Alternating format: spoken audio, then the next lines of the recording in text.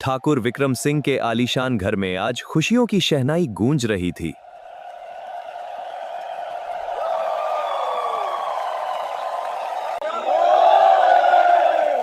धन्यवाद, हम दोनों बहुत खुश हैं। हाँ काव्या, तुम सच में खूबसूरत लग रही हो। बस दिखने में ही नहीं, स्वभाव में भी तेज हूँ।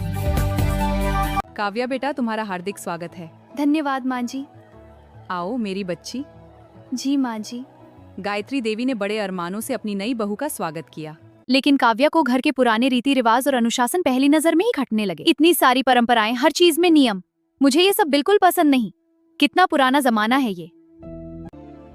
उसे लगता था कि इस घर की परंपराएं उसकी आजादी की दुश्मन है।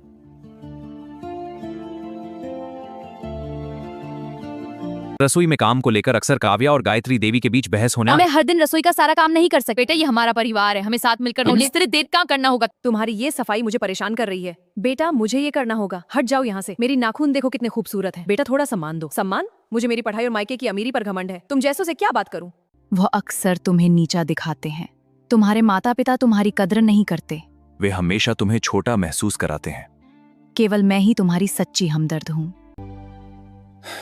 मैं अपनी पत्नी से बहुत प्यार करता हूं, लेकिन अपने माता पिता को भी नहीं भूल सकता।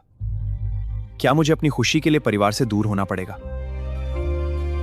काव्या, ये घर का बना खाना खा ले बेटा। नहीं माँ, मुझे सिंपल खाना नहीं खाना, हर दिन यही खाना। मुझे बाहर का खाना चाहिए। बेटा, घर का खाना ही सबसे अच्छा होता है। हाँ काव्या, सब खा रहे हैं, तू भी खा ले। खाऊंगी।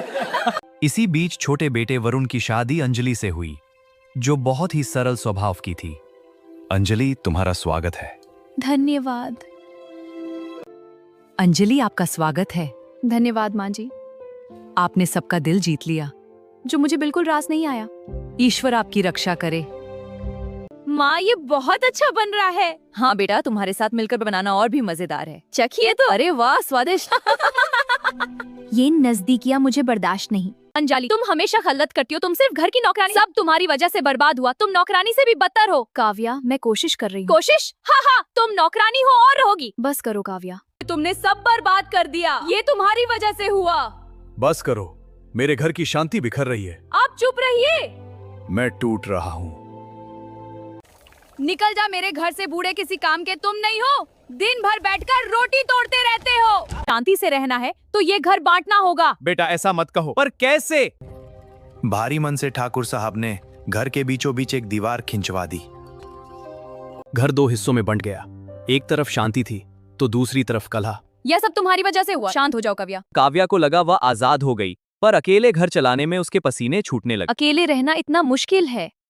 आर्यन, तुम्हारे लिए घर में खाना तक नहीं है। काव्या, मैं थक गया हूँ। तुम सिर्फ थकान का बहाना बनाते हो। मुझे सुकून चाहिए था। चाय लीजिए ठाकुर साहब।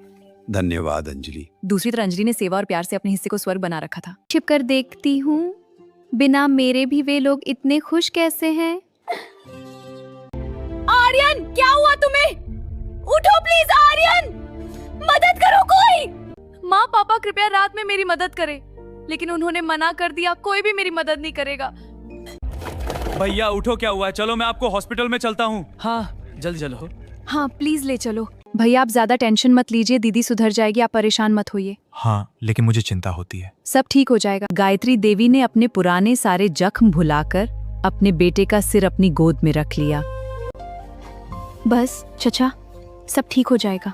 धन्यवाद बेटा। उसे एहसास हुआ कि जिस परिवार को उसने बोझ समझा, वही संकट में उसकी ढाल बना।